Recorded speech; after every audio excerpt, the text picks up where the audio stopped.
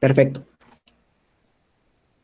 Empezamos la grabación, ¿sí? Bueno, vamos a comenzar entonces, ¿sí? ¿Se recuerdan ustedes que vimos en la clase anterior todo lo relativo a los antecedentes y la definición del derecho penal? ¿Sí? Eso lo tenemos bastante claro. Y en la clase del día de hoy vamos a empezar desarrollando la naturaleza jurídica del derecho penal, ¿sí?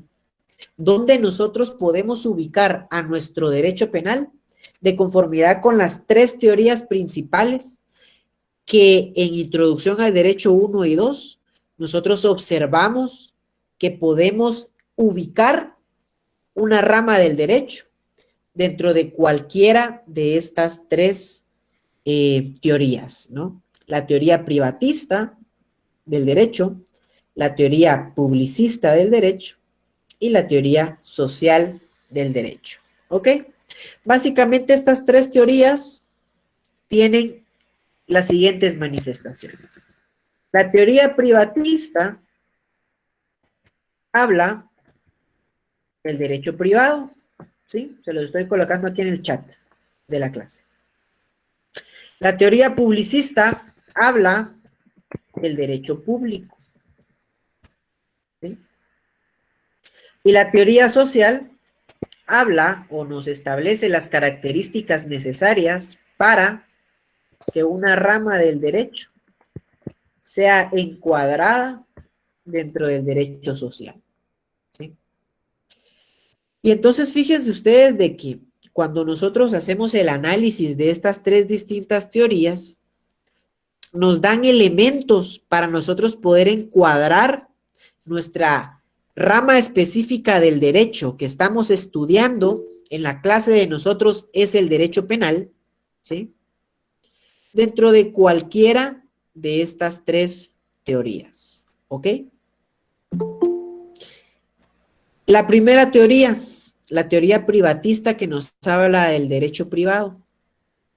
Esta teoría nos dice básicamente que para poder nosotros ubicar a una rama del derecho como su naturaleza jurídica de derecho privado, tiene que cumplir con dos características. La primera característica es que ese derecho permita la resolución de conflictos entre particulares, ¿sí? Esa es su primera característica. Para yo poder determinar que la naturaleza jurídica de una rama del derecho es de derecho privado, esta rama del derecho me tiene que permitir la resolución de conflicto entre los particulares. Les pongo un ejemplo claro, el derecho civil. ¿Será que en el derecho civil, cuando un matrimonio está por divorciarse, ellos pueden arreglar sus diferencias entre ellos en primera instancia? ¿Verdad que sí pueden? Sí. Cuando hay un contrato y se fijan cláusulas de arbitraje para no ir a la jurisdicción ordinaria, en el arbitraje los particulares están resolviendo sus conflictos. Para evitar ir a un juzgado, mejor vamos a una sede arbitral, se nombra un árbitro imparcial y entre nosotros solucionamos el problema, ¿sí? La segunda característica de una rama del derecho privado es de que la autonomía de la voluntad de las partes puede prevalecer sobre las normas jurídicas, ¿sí? Siempre que estas normas siempre que la autonomía de la voluntad no contradiga el orden público o las prohibiciones legales, ¿sí? Y acá se los estoy colocando en el chat, ¿ok? Estas son las dos características principales para nosotros poder determinar que la naturaleza pública, que la naturaleza de una rama del derecho la podemos encuadrar en el derecho privado, ¿sí? Ejemplo, el derecho civil, el derecho mercantil, el derecho notarial. ¿Ok? Esos son 3 ejemplos claros. ¿Sí? Fíjense ustedes que aparte de esto que les estoy contando, hay otros autores que nos hablan de la teoría publicista o del derecho público. ¿Sí? Y entonces dicen los autores, miren, hay ramas del derecho que podrán ser privadas, pero hay ramas del derecho que no son privadas, son públicas. ¿Y por qué son públicas? Porque tienen las siguientes características. ¿Sí? La primera característica es que el Estado actúa con superioridad sobre los particulares. ¿Sí? Actúa con superioridad sobre los particulares. ¿Ok? Creando normas, por ejemplo, ¿sí? A través del Congreso de la República. Estableciendo instituciones para resolver los conflictos de las normas, como lo puede ser un tribunal, ¿sí? Y para ejecutar las sentencias de los tribunales, tiene a un organismo ejecutivo, ¿sí?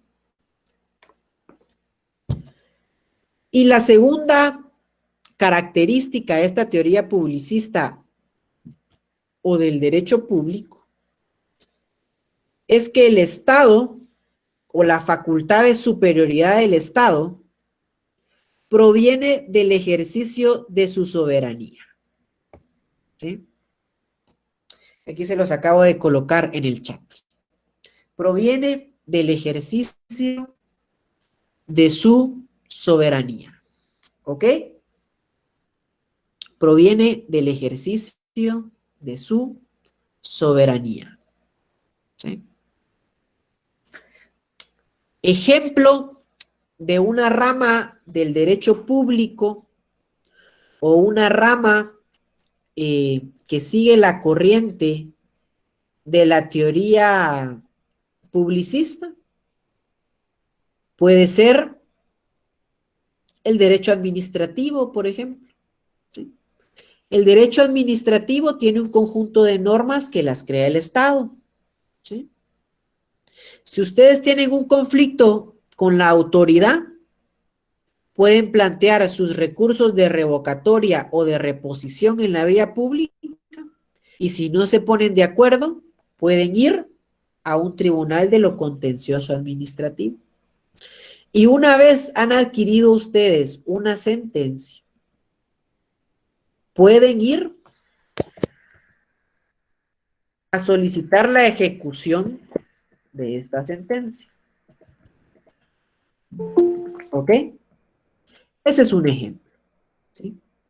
Y además, ¿por qué sabemos que el derecho administrativo no es un derecho privado? Porque los particulares no pueden disponer de la cosa pública, por ejemplo. ¿Sí? Y la autonomía de la voluntad de las personas no prevalece sobre las normas, porque el derecho administrativo regula el actuar de la administración pública y un funcionario público, según la Constitución, solo puede actuar conforme la ley se lo permite. No puede llegar a acuerdos con los particulares de decir qué normas sí voy a aplicar y qué normas no. A diferencia del derecho civil, que un contrato de arrendamiento las partes se pueden poner de acuerdo qué cláusulas van a colocar, ¿sí?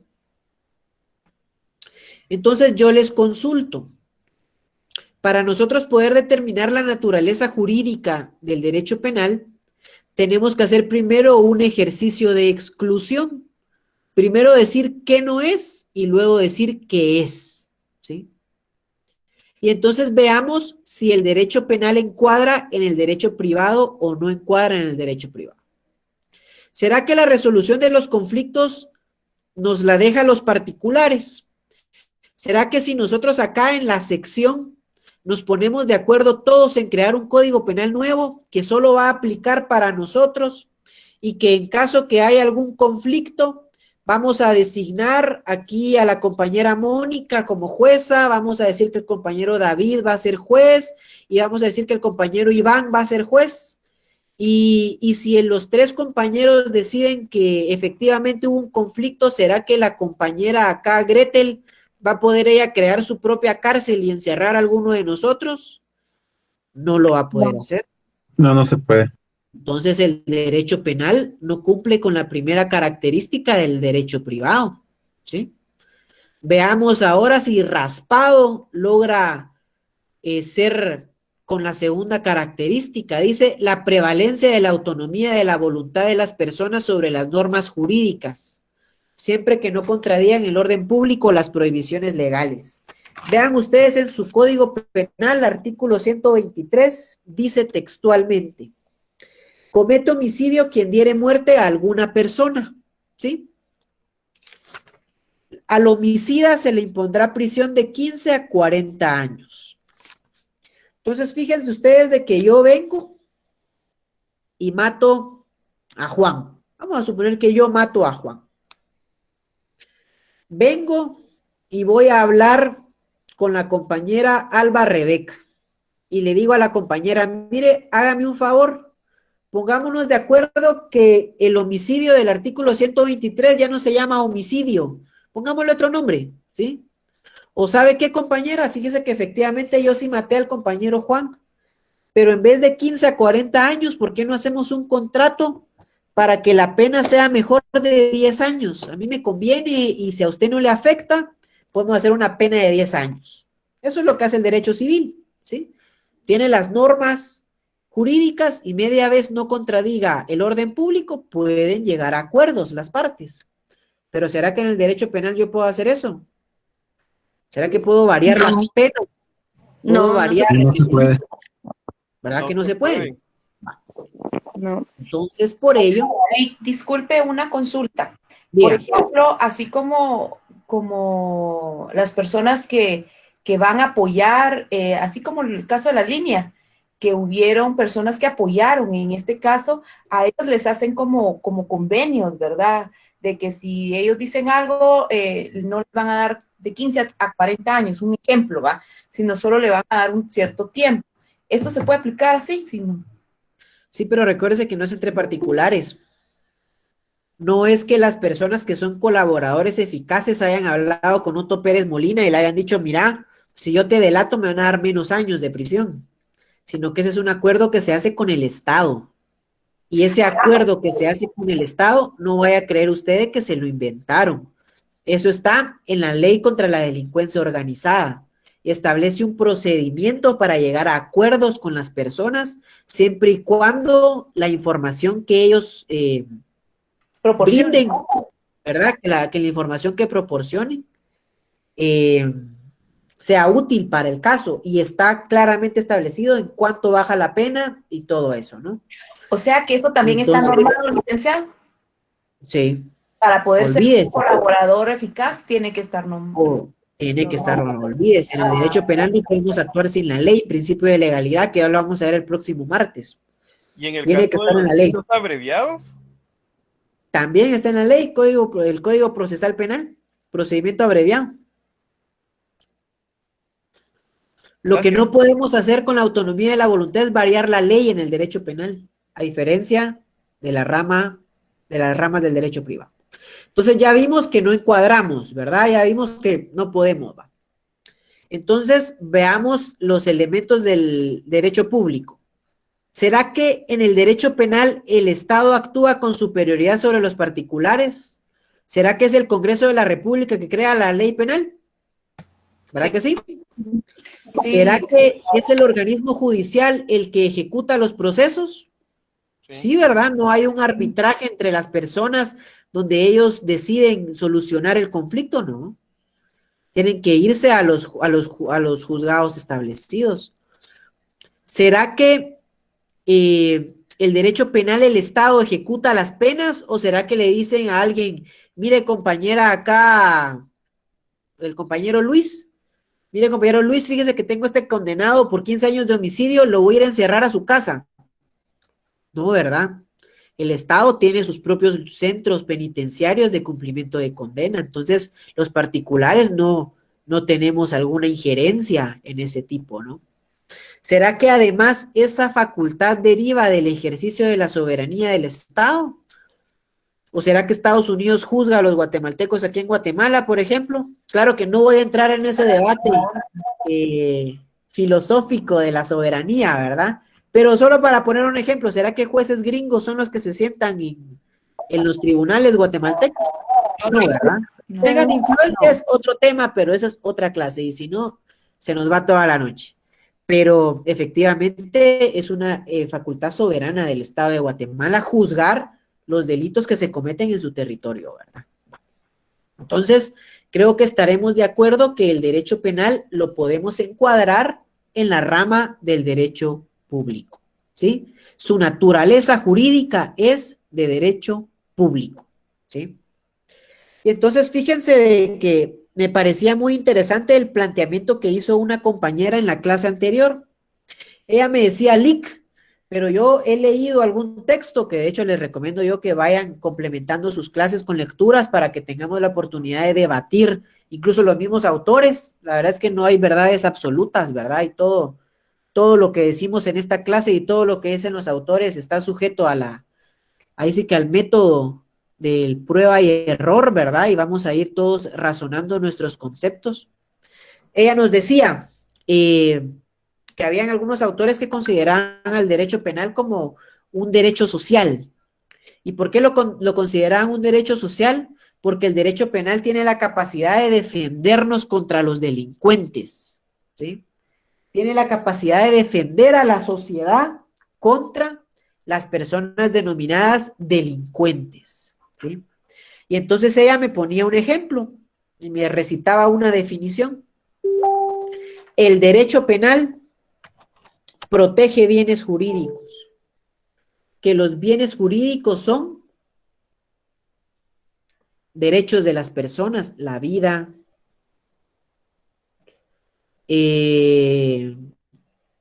hablar de la integridad de las personas, hablar de, pues en este caso, la libertad sexual de las personas, del patrimonio de las personas. Entonces nos decía la compañera, puede ser un derecho social, porque nos protege, ¿sí? Protege nuestros derechos. Y entonces yo le hice la pregunta que hacen varios autores que critican por qué el derecho penal no puede ser considerado una rama del derecho social. ¿Será que cuando el Ministerio Público va a recoger al muerto, el derecho penal le devuelve la vida? No, no puede reparar ese daño. ¿Será que cuando viene el Ministerio Público y logra desarticular una banda de secuestradores y rescatar a las personas que estaban secuestradas, será que esos 6 meses que estuvo secuestrada una persona se los puede devolver y decirle, mire, ¿sabe qué? Voy a regresar el tiempo. O mire, estos 6 meses se los voy a dar para después, más allá de su muerte, para que los viva, ¿verdad? No puede, ¿verdad que no puede? No, Lic. Entonces, el derecho social no nos ayuda a proteger los bienes jurídicos. En todo caso, lo que hace es aplicar una sanción al que violentó los bienes jurídicos, pero no los protege. ¿Saben cuál sí es una rama del derecho social? El derecho laboral. ¿Será que si a ustedes están trabajando unos 2 años en su empresa y el día de mañana llega su patrón y les dice, mire, ¿sabe qué? Lo voy a despedir porque me cae mal, ya no venga mañana? Ustedes van a la Inspección General del Trabajo y el derecho laboral, ¿qué hace? Le dice al patrono, si usted no tiene justa causa para despedirlo, o lo reinstala o le paga su indemnización. El derecho laboral, entonces, sí está teniendo una función social, ¿verdad?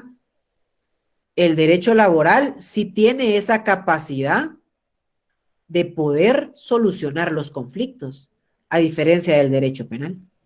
Entonces, nosotros para efectos didácticos del curso, vamos a dejar que el derecho penal es una rama de naturaleza jurídica pública, ¿sí? Pública, ¿ok? ¿Tenemos alguna duda entonces con el tema de la naturaleza jurídica del derecho penal? ¿No? Bueno, si hay alguna pregunta la pueden hacer vía chat, pueden tomar el micrófono o si son muy tímidos después de la clase me lo pueden hacer por Facebook. Pero espero yo entonces nos haya quedado claro el tema. ¿Ok? Bueno, entonces ahora avancemos al siguiente tema de conformidad con el programa, ¿sí? Que es ramas del derecho penal. ¿Ok? Ramas del derecho penal. ¿Sí? Porque no vayan a creer que ustedes que en este semestre vamos a ver todo el derecho penal. No, es imposible. ¿Sí? Y por eso ustedes en su programa, en su pensum de estudios, tienen 3 derechos penales sustantivos y tienen 2 derechos penales procesales, ¿verdad? Y lamentablemente el Ejecutivo todavía no es parte del pensum y tal vez algunos pincelazos mira uno en Derecho Procesal 2, pero es importante tenerlo presente, ¿sí? Fíjense ustedes de que el derecho penal se divide en ramas y estas ramas son 3, ¿ok? Y después de... Licenciado, Dígame, compañera, por favor. perdone, en lo de las características de la teoría social, no vamos a ver ninguna, o por lo menos un ejemplo, o el ejemplo es lo del derecho laboral. Claro, el ejemplo es el derecho laboral y nosotros efectivamente podemos deducir de que una de las características de la teoría social o del derecho social es de que es protector de los derechos de las personas, protector del derecho de las personas y además tiene facultades reparadoras, ¿ok? Tiene Ok, facultades gracias. reparadoras, ¿sí? Que eso creo yo fue explicado con el ejemplo del derecho laboral, ¿verdad? El derecho laboral tiene la capacidad de proteger bienes jurídicos, que son los derechos de las personas. Ya vamos a ver más adelante qué es un bien jurídico y su definición técnica. Y además tiene la capacidad de reparar un daño. A diferencia del derecho penal, aunque ya se están aplicando el concepto de reparación digna en el derecho procesal penal, que es una indemnización a la víctima del delito, pero eso es algo todavía bastante nuevo en nuestro país y ya lo irán viendo ustedes en su cátedra de derecho procesal penal, ¿sí? Ya empiezan a ingresar elementos sociales al derecho penal, pero a un paso muy lento, ¿ok? Pero sí es necesario que tenga un enfoque reparador, ¿verdad? Bueno, entonces hablemos de las ramas del derecho penal. Hablemos de las ramas del derecho penal. Ustedes, en su pensum de estudios, como les decía, tienen 3 derechos materiales o sustantivos penales. Derecho penal 1, derecho penal 2, derecho penal 3. ¿Sí? ¿Y qué es lo que nosotros miramos en derecho penal material o derecho sustantivo penal? ¿Sí? Nosotros lo que observamos, ¿sí? Son 2 cosas. ¿Sí? Primero, ¿sí? El conjunto de normas relativas a los principios limitadores del derecho penal,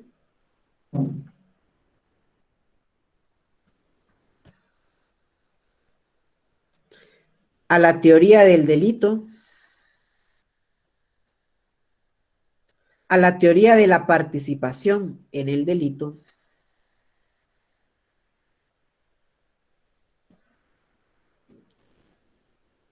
y la teoría de la pena y medidas de seguridad. ¿Sí? Esa es una primera parte que vemos en el derecho material penal o el derecho sustantivo penal. Lo repito, Disculpe, entonces, principios limitadores del derecho penal. Ahorita la respondo a Doa.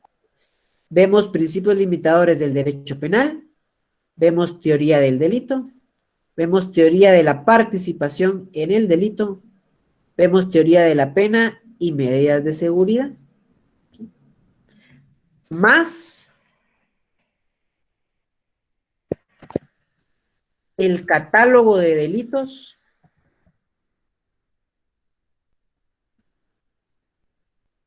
faltas y penas a aplicar. Ya se los acabo de colocar acá en el chat. ¿Sí? Eso es lo que nosotros miramos en el derecho penal material o sustantivo. ¿Sí? No sé si la compañera Mónica tenía alguna consulta que iba a realizar. disculpe, entonces, en resumen, es el delito, el delincuente, la pena y las medidas de seguridad, así sería. Esa es una primera parte. Además, también miramos, como está aquí en el chat, el catálogo de delitos, faltas y penas a aplicar.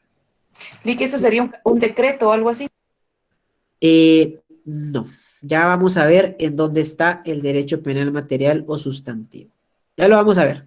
Tiene la idea, sí es un decreto, pero es legislativo, no es decreto ley. Ya lo vamos a ver más adelante. ¿Sí? ¿Verdad? Bueno. Adivinen ustedes quién crea el derecho penal material o sustantivo. El Congreso de la República. ¿Sí? Tengan ustedes entonces en mente quién es el que crea el derecho penal material o sustantivo, el Congreso de la República. ¿Sí? También crea las normas de derecho procesal penal, como ustedes ven acá en la parte de abajo. ¿Sí? Pero la diferencia fundamental entre una y otra es que el derecho penal material o sustantivo es abstracto. ¿Sí? No tiene sujetos determinados. ¿Ok? Vean ustedes el artículo 123 del Código Penal, delito de homicidio. Comete homicidio quien diere muerte a otro. Ese quien y ese otro, saber quiénes son. ¿Sí? Y es porque la ley penal tiene que ser abstracta, tiene que ser general. ¿Sí? Y así como también crea entonces normas del derecho procesal penal, el Congreso de la República, pero la actividad principal del derecho procesal penal, ¿qué organismo del Estado creen ustedes que la realiza?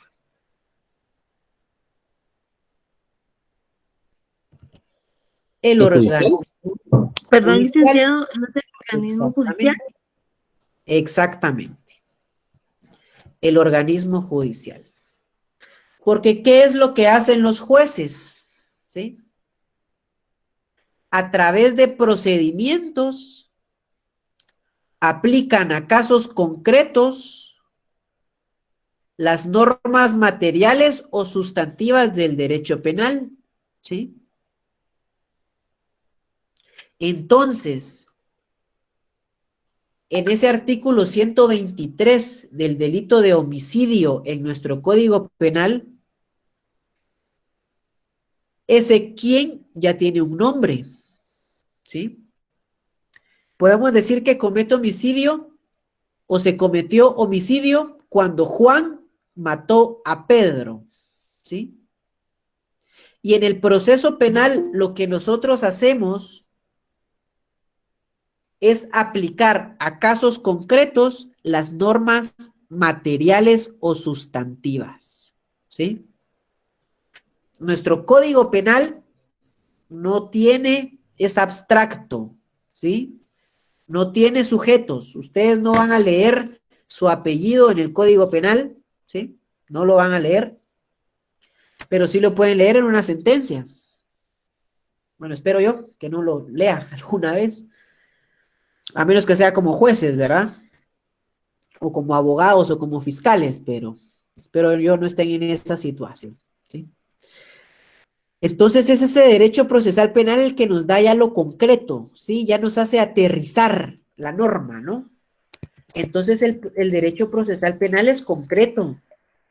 tiene sujetos determinados. Se lo estoy colocando acá en el chat.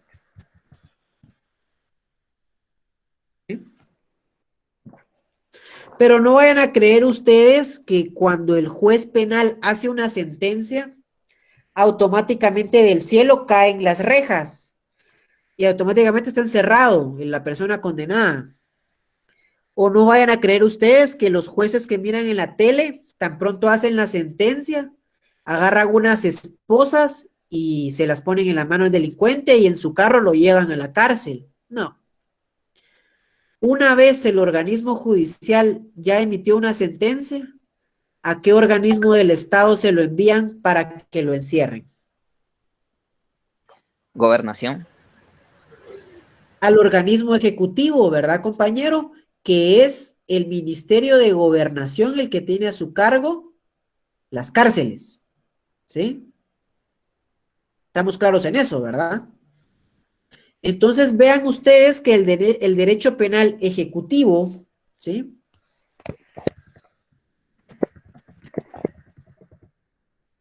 Se encarga de la ejecución de las sentencias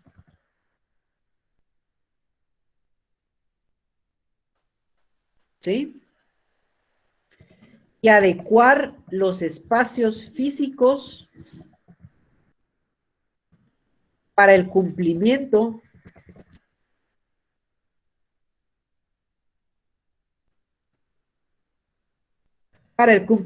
de penas y medidas de seguridad.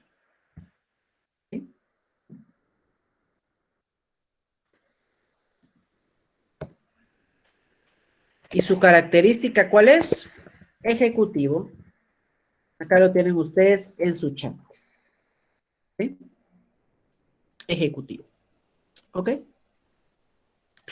Entonces, para repetir, ¿qué organismos? Sabemos nosotros que las leyes, el único que las puede crear es el Congreso de la República. ¿Sí? El artículo 171 de la Constitución es claro que el único que tiene la facultad legislativa en el Estado de Guatemala es el Congreso de la República. ¿Sí? El sujeto principal entonces del derecho penal material o sustantivo es el Congreso de la República. ¿Sí? Es el Congreso de la República. ¿Sí? Aunque crea normas procesales y crea normas ejecutivas, pero el sujeto principal en el derecho procesal penal es el organismo judicial, ¿sí? Y el derecho procesal, el derecho procesal, cuando aplica una sentencia, envía para su ejecución al organismo ejecutivo, a la persona, para el cumplimiento de su condena, ¿verdad? Ven ustedes entonces ahí cómo se interrelacionan los tres organismos del Estado en el derecho penal, ¿sí? Y que esa interrelación que tienen los tres poderes del Estado es una manifestación más que su naturaleza jurídica es pública, ¿sí? Porque son los tres organismos del Estado trabajando en superioridad con la persona para aplicar una pena, ¿ok? ¿Tenemos alguna duda con lo relacionado a las ramas del derecho penal?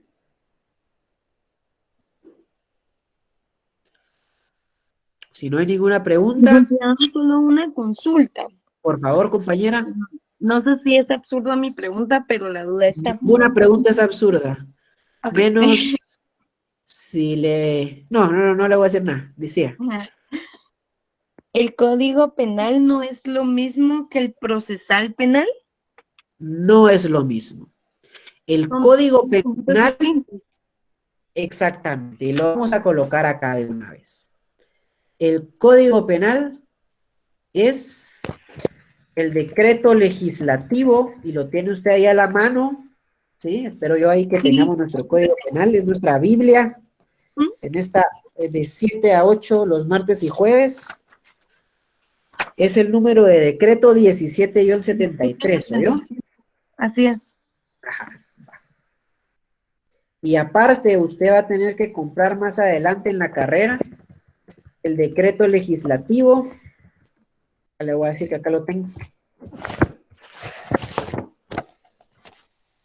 El decreto legislativo 51-92. Ese es el Código Procesal Penal, ¿oyó? Muchísimas gracias, licenciada. Es que tenía esa duda. No tenga pena. Son dos cuerpos normativos completamente distintos. En uno tenemos teoría, delitos y penas, en el otro tenemos procedimientos. ¿Ok? No vayan a tener pena de que el derecho... Perdón, no hay ninguna pregunta absurda, ¿oyeron? Siempre tengan ustedes confianza de realizar sus preguntas. Creo que la única pregunta absurda es... Hay que preguntar si King Kong le gana a Godzilla, que eso sí es completamente absurdo, pero ya tendrán otros espacios para debatirlo, ¿no? Y bueno, entonces acá en el chat te están preguntando, ¿verdad? Que la definición de la última rama, pues es claro, ¿no? El derecho penal ejecutivo, lo tenemos acá en el chat, que fue algo que yo le indiqué, compañero, y podemos, perdón, compañera, y lo podemos repetir. El derecho penal ejecutivo se encarga de la ejecución de las sentencias y de adecuar los espacios físicos para el cumplimiento de las penas y medidas de seguridad. Lo voy a colocar nuevamente acá en el chat. Tal vez así usted, compañera Fernanda, no... tal vez en ese momento no prestamos atención o no Una le llegó el pregunta, comentario, ¿verdad? Rick. Pero aquí está. Claro, Discúlpela. dígame, por favor. En este caso, como el organismo ejecutivo es el que se encarga de adecuar los espacios físicos para el cumplimiento de las normas, Claro. se está fallando en ese aspecto porque actualmente en el país, pues las cárceles están, están sobrepobladas. ¿Qué se podría hacer para resolver ese tipo de conflicto? Pues chica, pues yo le digo que lo primero que tendríamos que hacer es decirle a los señores jueces que dejen de estar encerrando personas.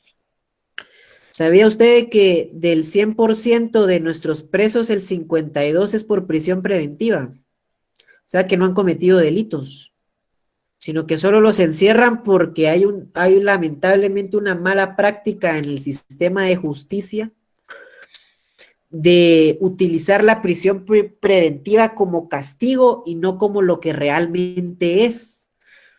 Este es un tema que ya lo van a tratar ustedes en Derecho Procesal Penal, ¿oyeron?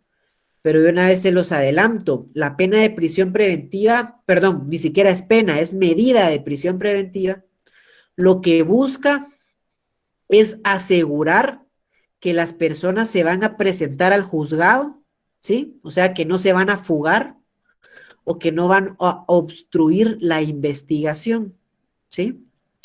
Cuando el En ese Ministerio caso no Público... bastaría solo una orden de arraigo o algo así para que... Eso es a lo que vamos, o sea, cuando el Ministerio Público considera que esta persona tiene el poder para interferir en la investigación o destruir evidencia. Pero fíjense, compañeros, que eso lo vamos a ver y eso es uno de los temas que vamos a reflexionar con la lectura del ensayo y en 3 semanas con su comprobación de lectura. Lamentablemente, y yo lo veo mucho en los casos contra la corrupción y últimamente esa cultura del fiscal inquisidor, ¿verdad?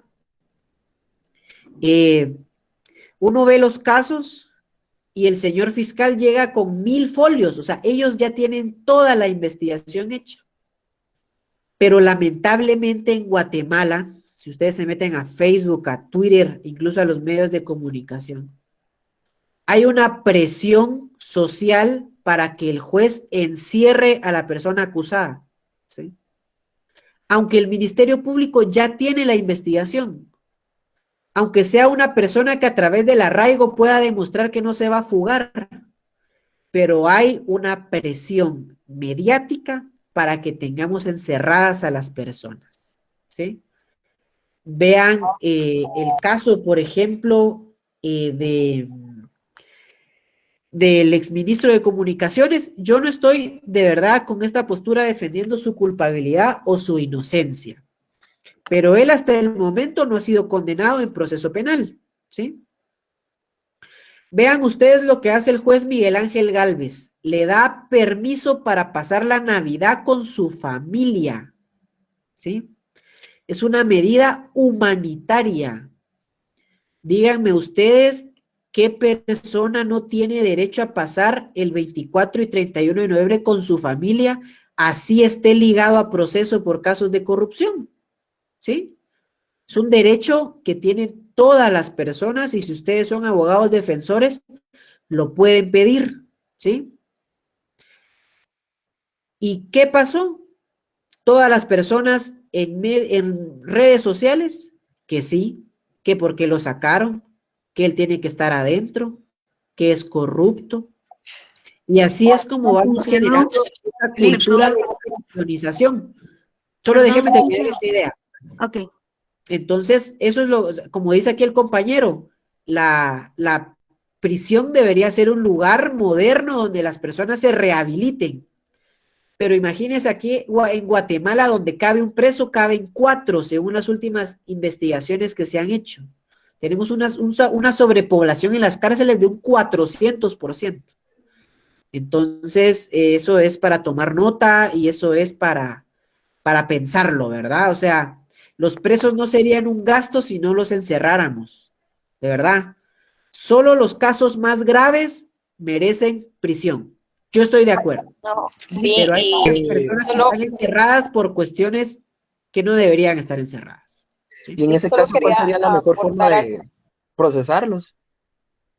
Pues fíjese, compañero, que incluso aquí en Guatemala está la ley de control telemático, donde usted le pone un cinturón en el pie y si se va de Guatemala le da un toque eléctrico. Ah, Hay ok. medios, lo que pasa es que los jueces no quieren a utilizarlos, ¿sí? Pero eso no Porque, sería negligente o falta de criterio, o simple y sencillamente para pues complacer a los mire, medios. la verdad, compañero, es que cada juez tiene que tener un criterio de independencia, ¿verdad? Entonces,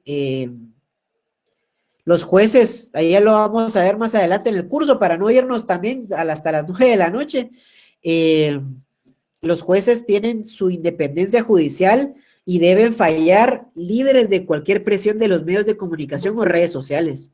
El problema es que en Twitter y Facebook se han vuelto los nuevos tribunales y si los jueces fallan distinto, automáticamente los tachan de mil y unas otras cosas, pero sí es necesario que ustedes lo tengan bastante claro, compañeros. Nosotros como abogados, como fiscales o como académicos, tenemos que defender la independencia judicial, ¿sí? Lick, disculpe, Lick, como Por un favor, paréntesis. vayamos en orden. Que hable primero Mónica y después la compañera Dairin, por favor. Lick, disculpe, con eso que usted decía del ministro de Comunicaciones, que lo dejaron ir y que todas las personas estaban comentando que por qué lo habían hecho si también él tenía derecho. El problema no es tanto que no tenga derecho, sino que no a los demás les dan esa opción, sino a él. Es que ese era el punto. Sí, va. Y el punto Ahora, es el otra siguiente. duda. Mire, pues ahora otra duda, que ese es el punto.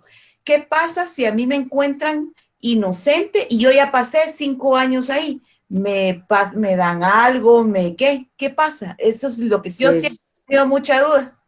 solo le dan su jabón, su cepillo de dientes y Y le dan muchas gracias y vuelve a participar. muchas gracias y la dejan en la puerta de la cárcel. Sí. O sea Es que por eso lo ilógico de la prisión preventiva en algunos casos, ¿verdad? fíjese que yo pensé que lo indemnizaban a uno o algo así. pero muy difícil que se la den. sí, a eso iba. Yo conocí un caso de una señora que solo sospechaban de que ella vendía droga y la encerraron en prisión preventiva y estuvo esperando su primera declaración durante 7 años. Luego cuando fue su primera declaración 7 años después, el MP le dio una pena de 3 años, entonces perdió 4 años de su vida ahí. Es bastante común.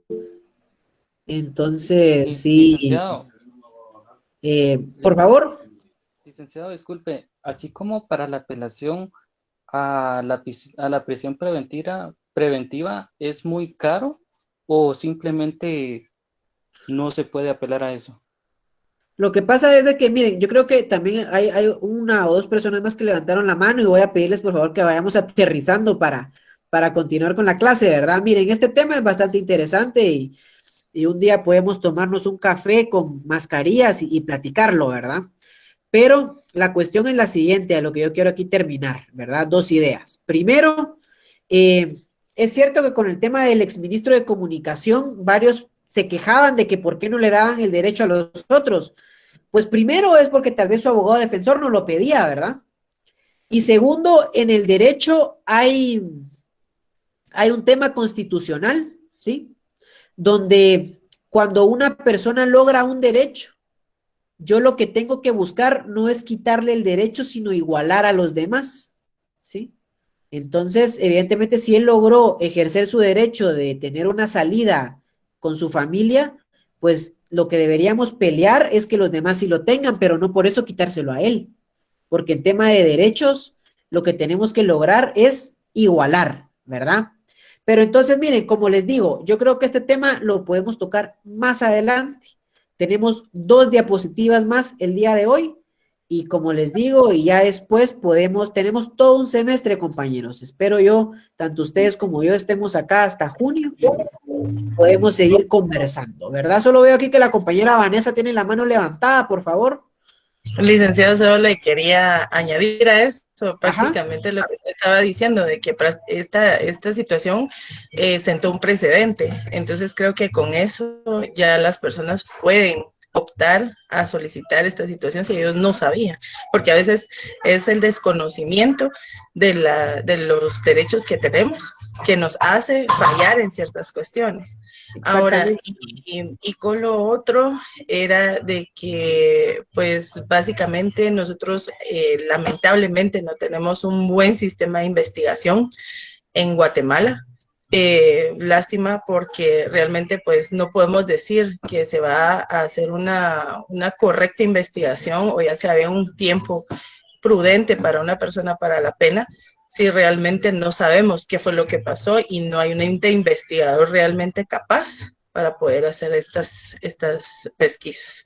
Para mí es realmente lamentable, ¿verdad? Porque en otros países, pues esto ya creo que incluso ya se ha habilitado también una carrera de criminalística, ¿verdad? Entonces, creo que esto es lo que básicamente ha esperado el país para que se dé esto y que podamos aplicar correctamente las penas. Gracias, licenciado. No tenga pena, muchísimas gracias por su aporte, Vanessa, y de verdad los felicito a ustedes como sección.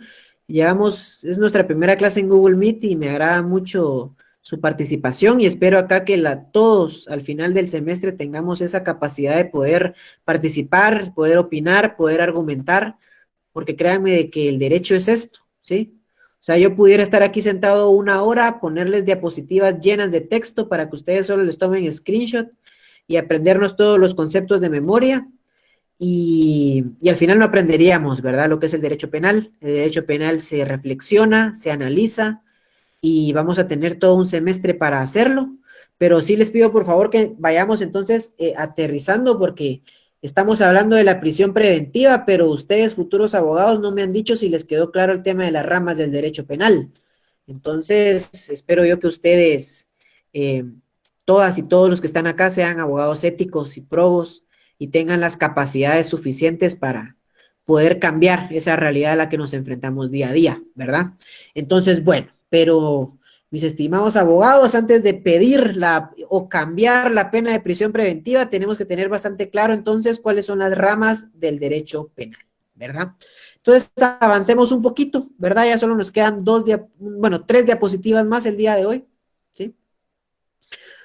Que entonces, si nosotros tenemos bastante claro que ya tenemos las partes del derecho penal material o sustantivo, ¿sí? Ya tenemos claro cuáles son las ramas del derecho penal. Entonces, como les decía, nosotros nos vamos a dedicar al estudio del derecho penal material o sustantivo. Eso va a ser nuestro estudio. ¿Ok? Y nuestra rama de estudio en estos 3 semestres que vienen, yo solo voy a estar con ustedes 2, abarcan dos partes, ¿sí? La primera parte es la parte general del derecho penal, ¿sí? La parte general del derecho penal sustantivo contiene todo lo relacionado, ¿sí? Contiene todo lo relacionado, y se los acabo de poner acá en el chat, a la teoría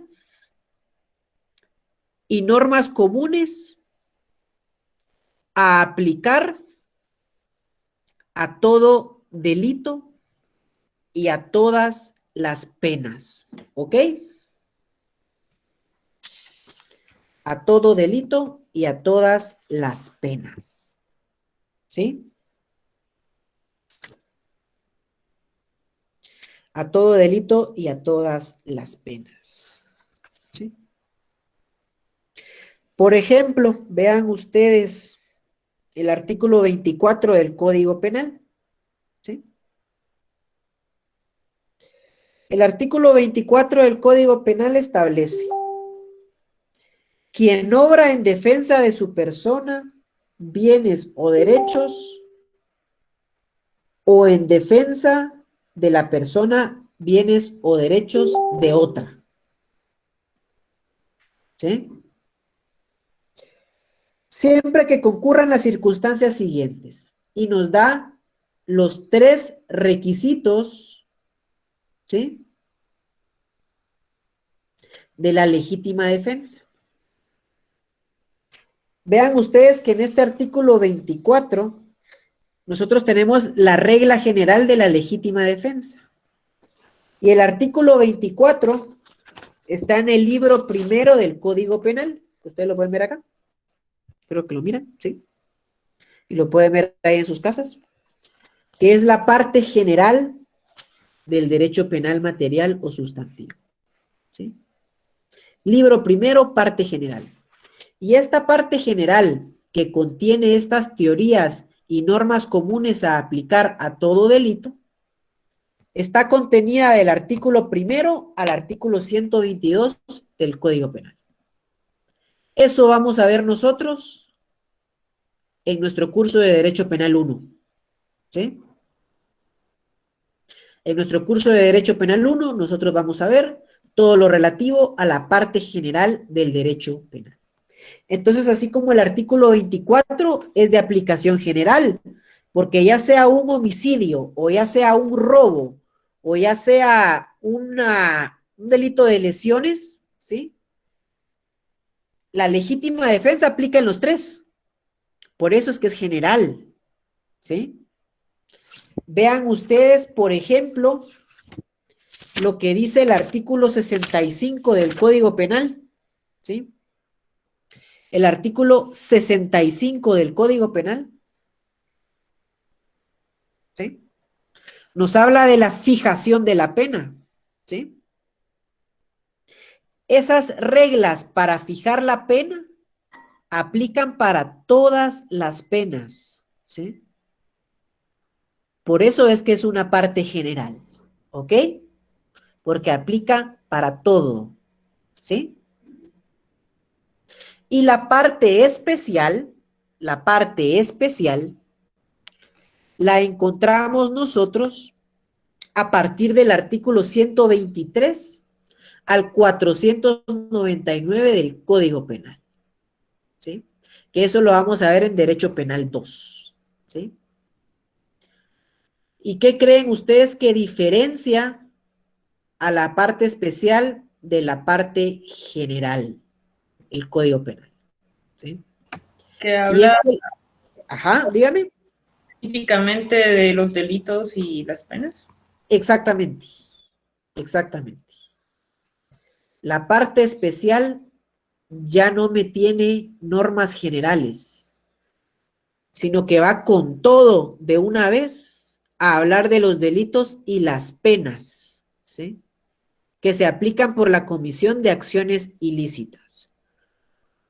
El artículo 123 no dice, comete homicidio quien diere muerte a otra persona. Sin embargo, si lo hizo en legítima defensa, debemos considerar las 3 reglas para considerar si hay legítima defensa. ¿Sí? El artículo 123 del Código Penal, que habla de homicidio, en la parte de la pena, ya no nos dice que se aplicará una pena de 15 a 40 años y se deben observar las reglas siguientes. Y nos dice todas las reglas del 65 para fijar la pena. Ya no. La parte especial va directo. ¿Qué es delito? ¿Cuál es su consecuencia jurídica? ¿Qué es delito? ¿Cuál es su consecuencia jurídica? Y además, en la parte final, también abarca las faltas. ¿Qué es una falta y cuál es su consecuencia jurídica? ¿Sí? Muy raras veces vamos a encontrar disposiciones generales en la parte especial, que las hay, porque nuestros legisladores no son brillantes y no recibieron esta cátedra de Derecho Penal, porque a veces crean un delito y abajo ponen un artículo que explica una regla general. No, tuvieron que haber seguido a la parte general del Código Penal, ¿sí? Pero básicamente esas son las 2 partes que tiene nuestro derecho penal material o sustantivo. Veo yo que por acá levantó la mano una compañera o compañera. Por favor, si pudiera ser tan amable de intervenir, lo voy a agradecer.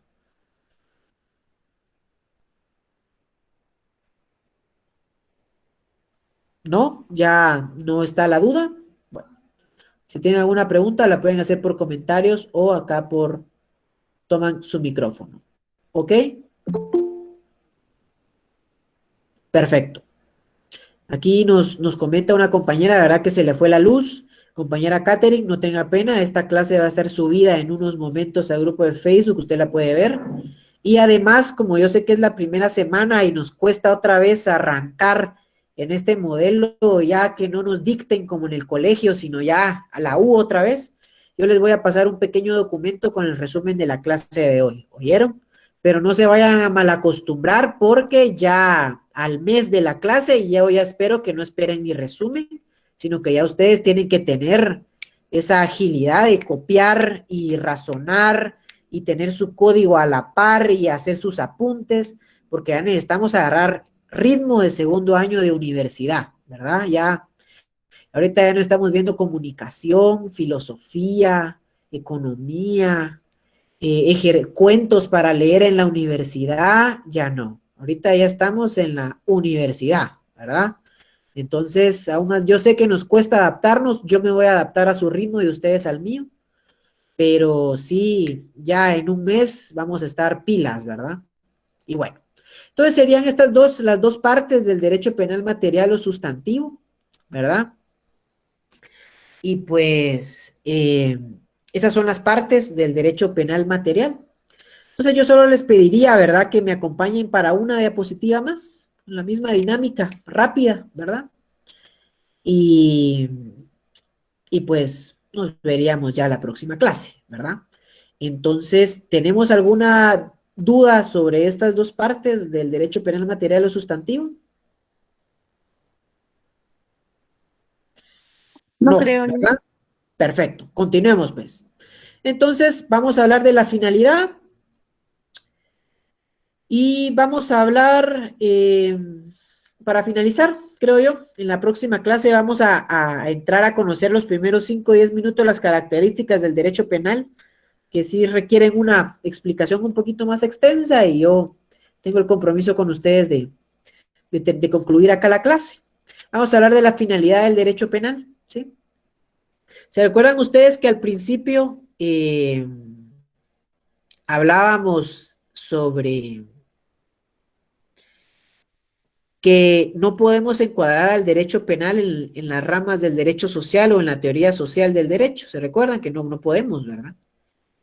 Entonces, hay algunos autores que creen que la finalidad del derecho penal es proteger a la sociedad, pero ya van a ver ustedes con las lecturas que vamos a ver, e incluso yo para el segundo parcial nos ponemos a ver una serie, no en Netflix, sino, y ahí les voy a decir dónde está esta serie pequeña, pero que explica un poquito los conceptos acá de derecho penal. Y la finalidad del derecho, proteger a la sociedad, ya se ha cuestionado bastante, ¿verdad? Ya se ha cuestionado bastante si realmente esa es la finalidad del derecho penal o no.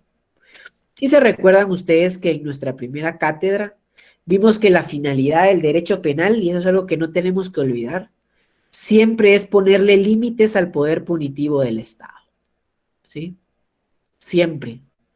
Porque si ese poder punitivo se nos va de las manos,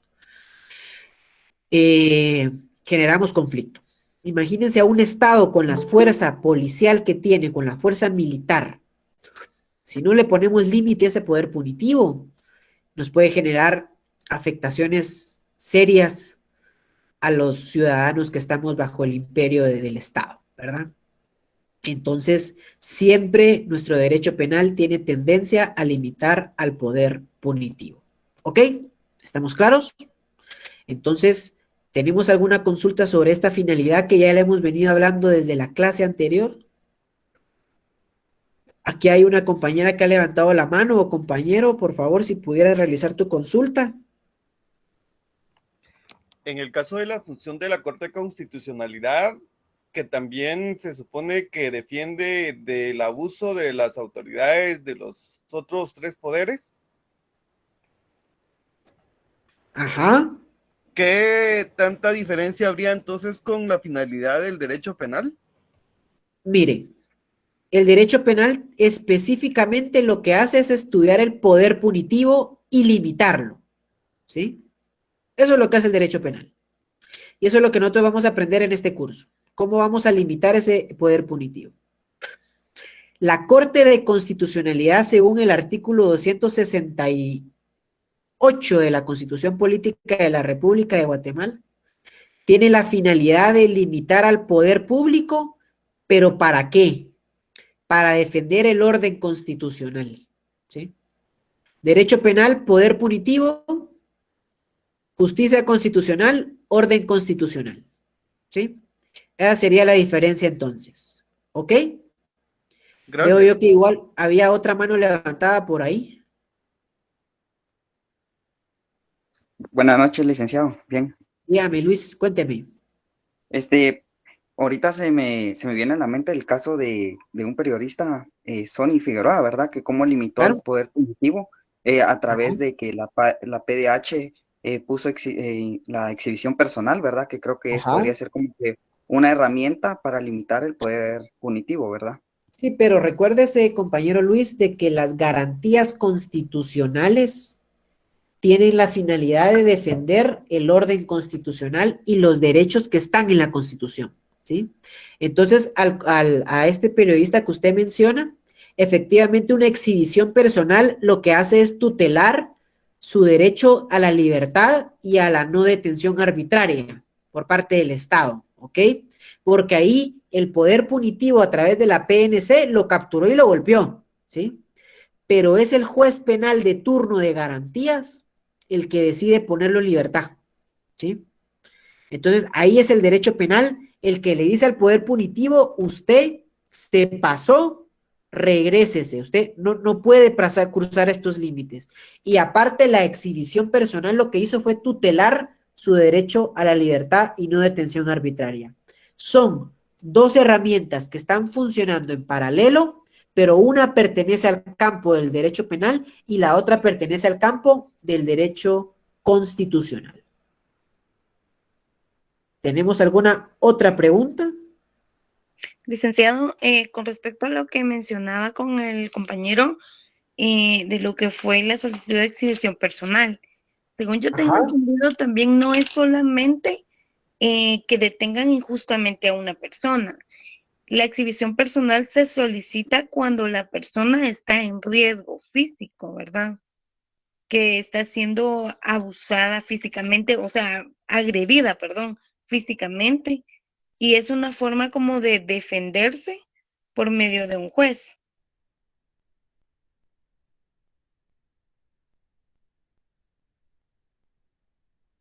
Perdonen, compañeros, me sacó aquí el Google Meet, pero continuemos, por favor, disculpen. No sé si escuchó lo que le comenté, licenciado. No, repítamelo, por favor, que literal Me sacó y tuve que volver a ingresar. Ok.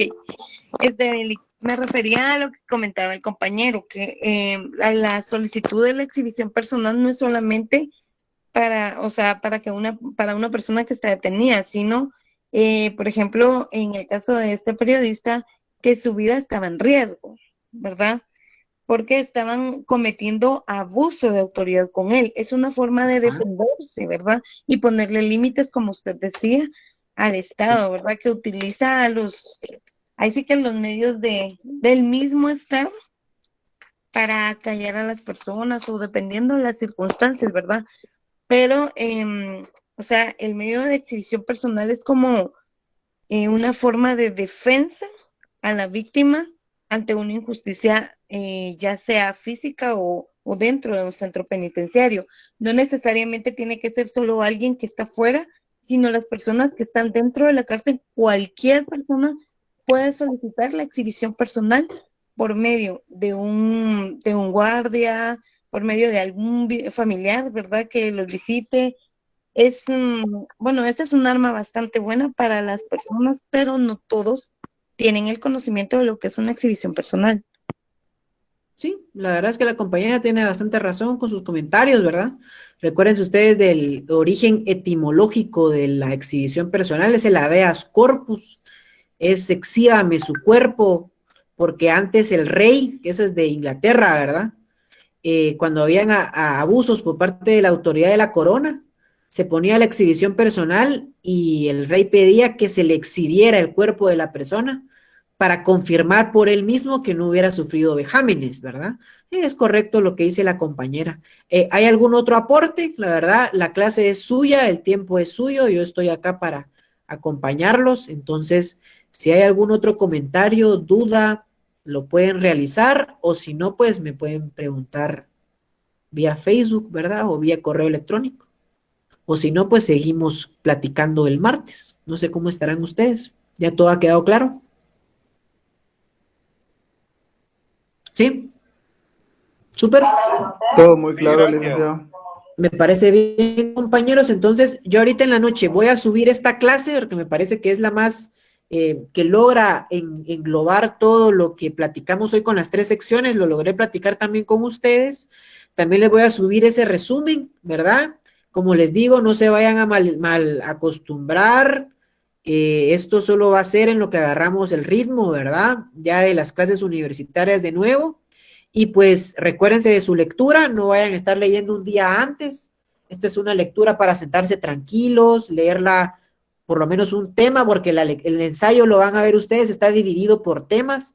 Agarrar un tema de un día, leerlo, hacer un glosario, qué palabras me cuestan, qué dudas tengo, y así hasta para llegar al 16 de febrero, pilas para la comprobación de lectura, que son los primeros puntos que se juegan en la clase, ¿ok? Entonces tengan una feliz noche, ha sido un gusto saludarlos y verlos por primera vez, y cualquier cosa queda a sus órdenes, ¿ok? Feliz noche. Gracias, Lick. Feliz noche. Feliz noche. Feliz noche, Lick. Gracias. Feliz noche. Feliz noche. Feliz noche.